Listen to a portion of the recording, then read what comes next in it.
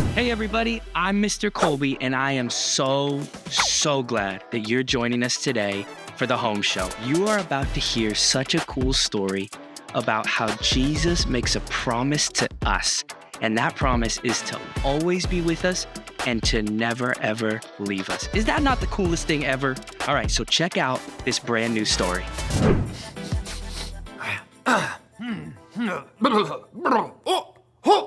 Church kids! Hey! What are you doing? It's Mr. Damon, and I am so glad that you and I get to spend time together because you are literally one of the coolest people on the face of the planet. There is only one you. And I am so glad that we get to be friends. Well, today I am also very excited for our story. So, let's go to the Bible because the Bible is one of the best places for us to learn about who Jesus is. And we have been learning that every single story in the Bible is actually about Jesus. They all point us to him. So let's go to Ruth chapter 1, and it says this. But Ruth said, "Don't force me to leave you. Don't make me go home. Where you go, I go. And where you live, I'll live. Your people are my people. Your God is my God.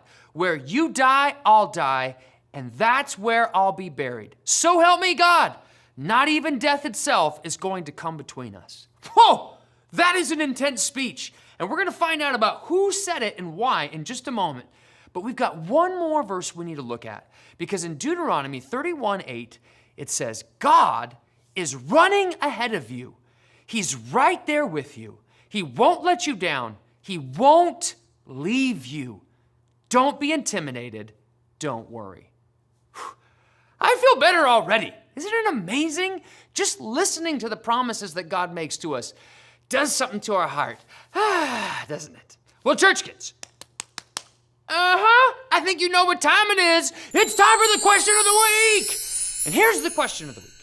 Have you ever thought that you were lost or alone? Church kids, have you ever been in a situation where you thought you were lost and alone? How does it make you feel? Oh yeah, so nice. Like warm fuzzies. No! It makes you feel horrible. I remember one time when I was in high school, I was a part of something called Search and Rescue, where you get to go out into the woods and help find lost people. Well, we were out in the woods, and for a moment, I told the rest of my team, hey, I've got to go over there and check something out. So I went, looked on my map, thought I knew where I was at, and I ran off into the woods. Oh, a little ways, not too far. But there was a moment when I stopped, and there I was, in the middle of the forest, the deep forest, up in the mountains, and I couldn't hear anybody. And all of a sudden, I got this feeling that came over me, you are alone.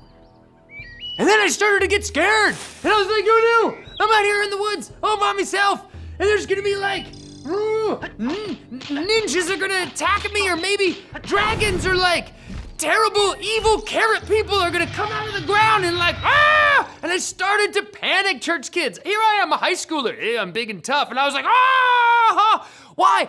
Because the moment I thought I was alone, fear came into my heart and I started to worry. And so what did I do? I started yelling and I was like, guys! And all of a sudden, after I started yelling, I could hear pretty clearly from not too far away, all of my friends went, yeah, we're right here. And I was like, relief. It's like, so when I thought I was alone, was I really? No. The people from my team were literally like 10 feet that other direction. Well, church kids, that story, it's a good picture of how we feel sometimes in life. And that there are days when we can feel like we're all alone. We can feel like terrible things are gonna happen, and we feel scared and worried. But then we remember that Jesus has made you and me a promise that he is never gonna leave us. He's always there, right there with us, and he is going to take care of us. we've been learning that in the Bible, from the story of Adam and Eve at the very beginning, to Abraham, to Moses, to Joshua, all throughout the Bible, that every single story in the Bible points us to Jesus. And today, we are gonna learn about a very important woman named Ruth. Everybody say, Ruth, Ruth. Ruth. The story is about a woman named Ruth. And the scene opens up in about 1300 BC. Church kids, that's about 3,300 years ago. That's when Ruth was alive. But our story opens up in the country of Israel, which is located right along the Mediterranean Sea, and it's still there today, on a husband and wife named Naomi and Elimelech. And Naomi and Elimelech were happily married, living in Israel. Everything was great, until it wasn't, because a famine broke out in Israel. Now, a famine is when it doesn't rain for so long that all the vegetables and all the wheat and all the crops die. We're dead. And there's no more food. And so Naomi looks at Elimelech and she's like, hey, Chipotle is all out of their burritos. There's no more guacamole. There's no food left anywhere. We gotta leave. And he's like, okay. So they packed up their camel and they left and they took off to another country called Moab. Now, when they got to Moab, there was no famine there. So it was great. There was still guacamole at the Chipotles. So they're happy. Now, Naomi and Elimelech had brought with them their 2 adult sons. So now they're eating their Chipotle. It's great. Both of their sons meet 2 women from Moab. One woman's name was Orpah, and that's kind of a hard name to say, and the second one was Ruth. And then they got married. So both of their sons now have wives, and Naomi, she has 2 great daughter-in-laws. Life is great. Until tragedy struck again. Bum, bum, bum! And Elimelech died. And then, church kids, it got even worse, because shortly after their dad died, both of Naomi's sons died. Ooh, it's terrible. And then the famine that had been in Israel moved to where? You got it, to Moab. So things went from bad to worse for Naomi, until finally one day Naomi had it. She looks at her 2 daughter-in-laws, Orpah and Ruth, and she says, listen, you can go back home. I got nothing left to offer you. I'm headed back to Israel because I hear the famine's done and there's bread available and the guacamole is back at Chipotle. I'm leaving and you guys can go live your lives. See you later. And she kissed both of her daughter-in-laws and Orpah turned around and went home. But Ruth didn't. The Bible says she actually grabbed hold of her mother-in-law, and this is what she said. She said, don't force me to leave you. Don't make me go home. Where you go, I go. Where you live, I live. Your people are my people, and listen to this, church kids, your God is my God. Why would Ruth say that? Because before she met Naomi and Elimelech, Ruth didn't know the one true God. And while they were together, Naomi began to tell her daughter-in-laws about Jesus, about God. And the more that Ruth listened, the more God's love began to fill her heart. And for the first time in her life, she knew with God, she was at home. And so Ruth did. She refused to leave Naomi. The 2 of them made the trek back to Israel. And there, church kids, God used Ruth's strength to take care of Naomi. And then God orchestrated for Ruth to meet a man named Boaz. And the 2 of them got married.